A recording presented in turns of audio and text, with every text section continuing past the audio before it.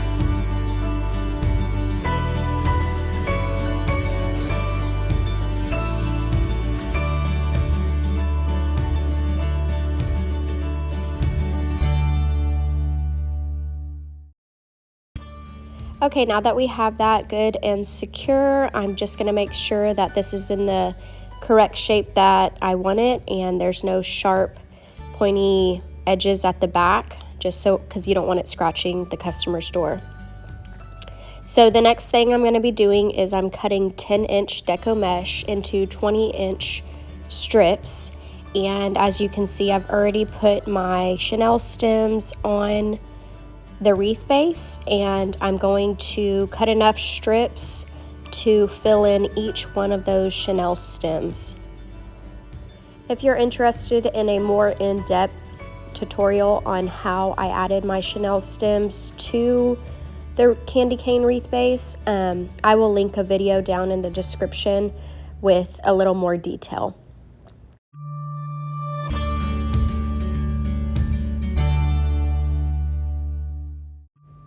So I know these videos reach people at different times of the year, so let me know what you're working on while watching this video. Is it a fall wreath or a different season wreath or just a generic time of the year wreath?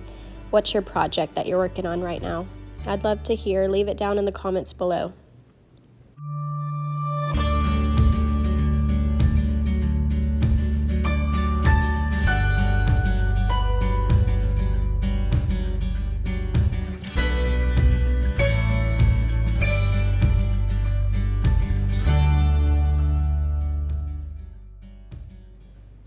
All right, now that we're done cutting all of our deco mesh, we're gonna start adding it to our wreath frame.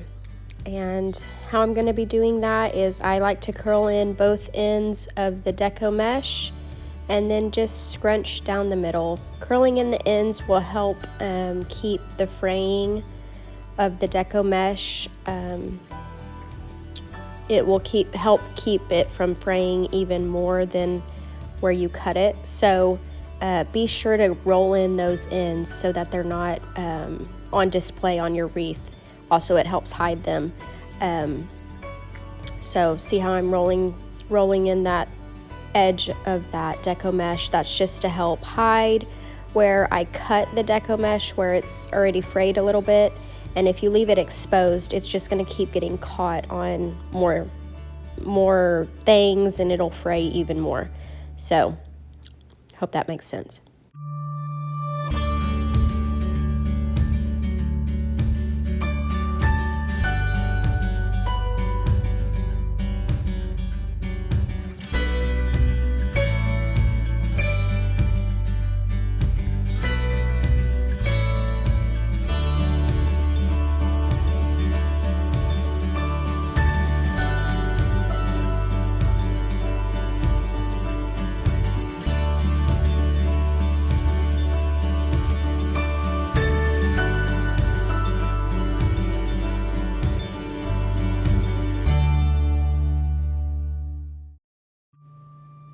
Alright, so normally when I do these wreath tutorials, I will cut down these sections or I will speed them up really fast just so y'all aren't sitting watching me do the same thing over and over. So let me know what you prefer, because I didn't cut this video down. I left pretty much all of my steps in at full term video length wise. So let me know, do you prefer the sped up shorter versions of these tutorials, or do you like to watch each step in depth at pretty much real time? So let me know down in the comments below.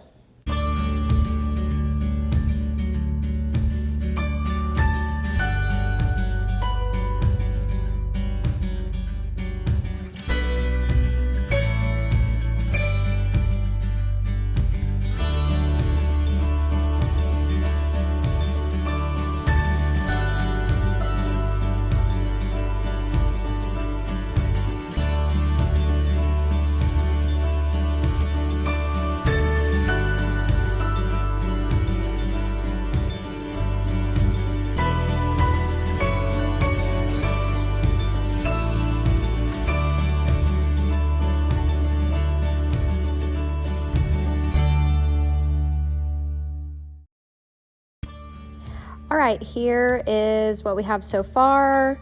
If you notice, you can kind of still see the wreath frame. So if that's not up to your liking, or if you're not going to be putting ribbon or a large centerpiece, you might want to add more deco mesh or a darker, thicker deco mesh to hide that wreath frame. But I am going to be putting a large pumpkin, as you can see, and ribbon throughout, so it will be enough to hide that wreath frame, but you just want to make sure that you're covering that wreath frame as much as possible.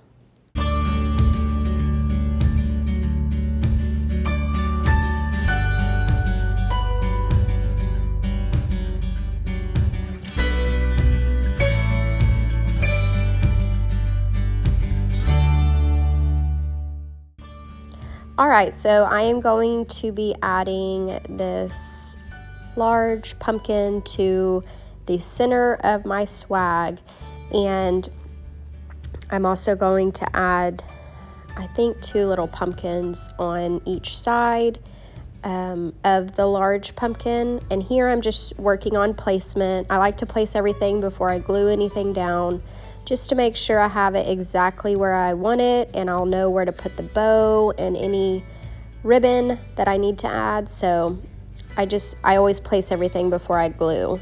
And for this particular pumpkin, it's a foam pumpkin, so I'm able to just put the little pumpkin into the larger pumpkin, and I'll glue that down here in a minute with hot glue. But that worked out pretty good, that I'm able to just stick it into the larger pumpkin and know that it'll be secure.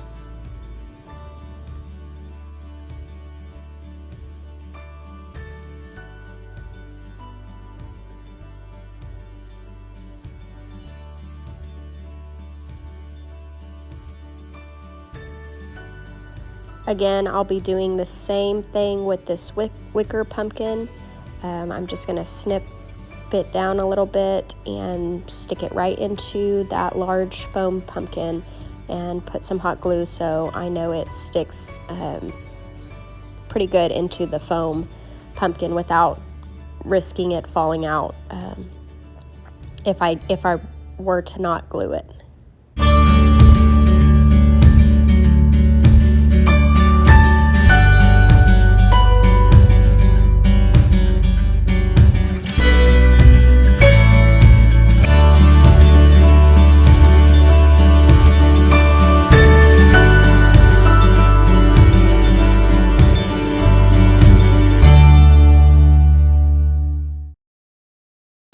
A little tip is poke the hole first with whatever you're inserting into, like let's say this foam pumpkin, just so that you know you have your placement correct, and once you put the glue, it's going to be easier for you just to insert the little pumpkin, whereas if you were trying to work with the glue, it might be harder to poke the hole all the way through, and you don't want to risk burning yourself.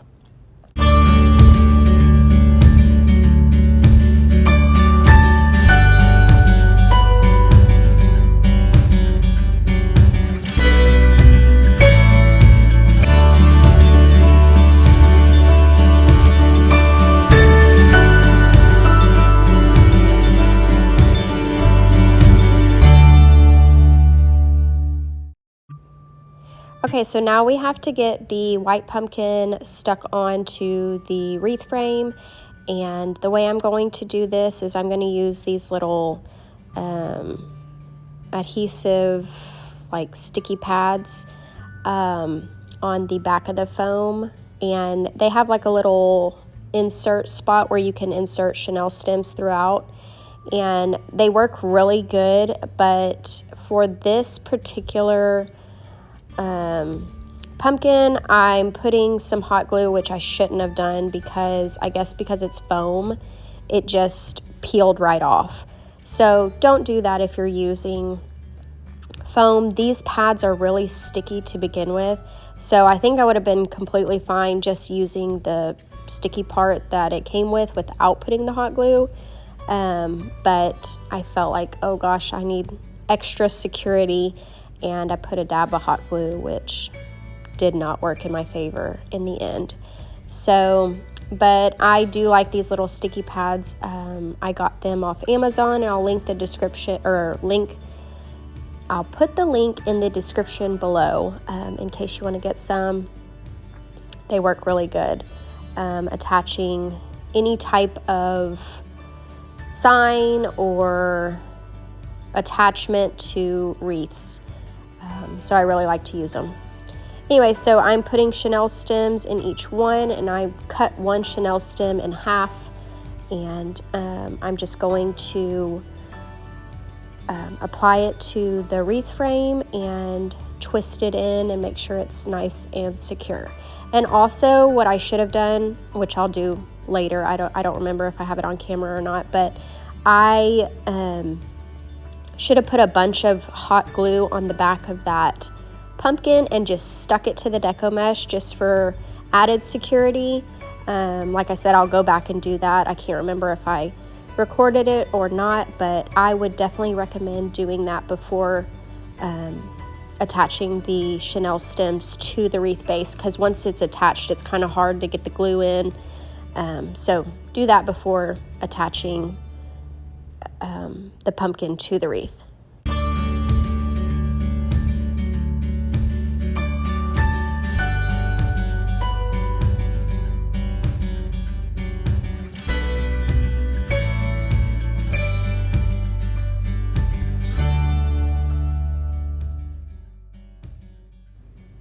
Alright, so the next thing I'm going to be doing is making the bow.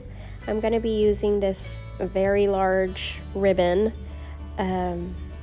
just for the base of the bow, and I'm just going to be doing a basic like fold over little bow. And then I'll go through and add each of the other ribbon that I want to incorporate in the bow, and I won't sit here and talk y'all's ear off on how I make my bows. I do have a more in-depth tutorial, which I'll put the link to that video in the description below, just in case that's something you're interested in learning how to do. In the meantime, I'll just be quiet.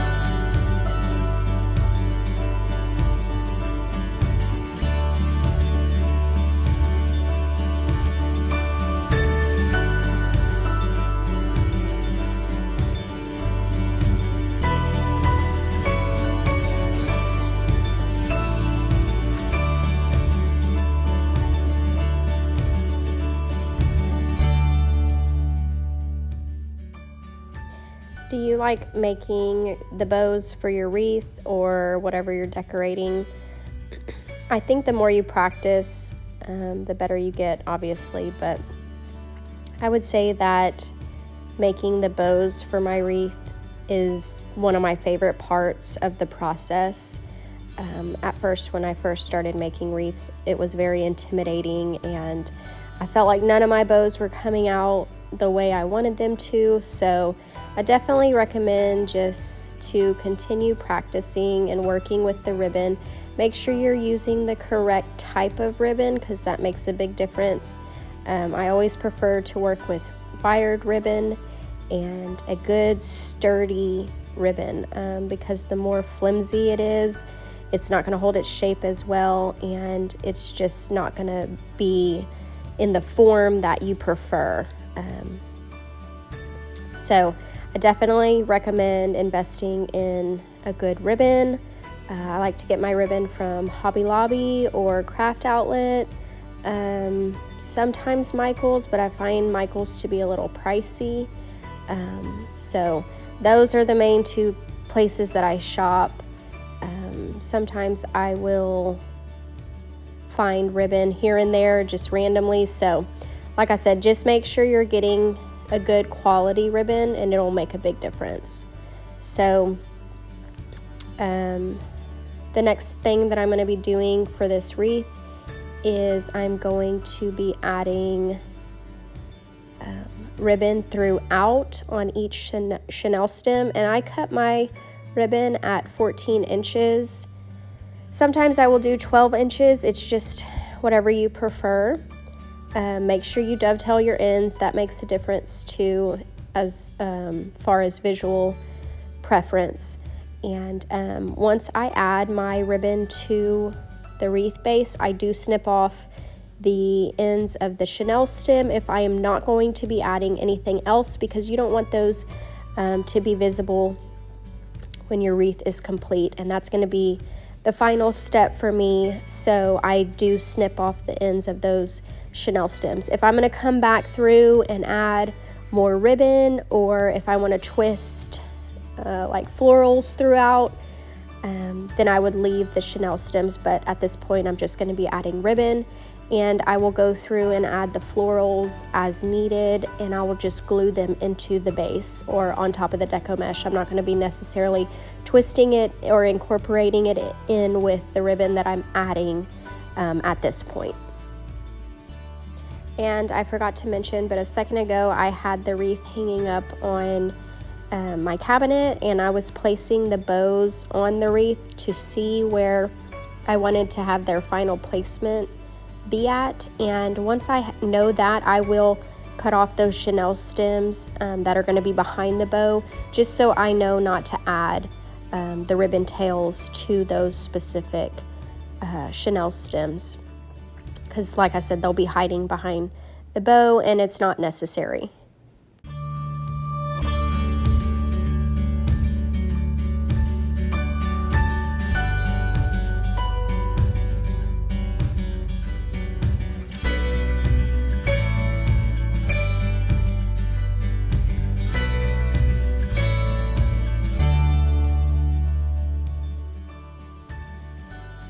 When I first started making wreaths, I would work on a flat surface the whole entire time I was making my wreath. I would never hang it vertically like this.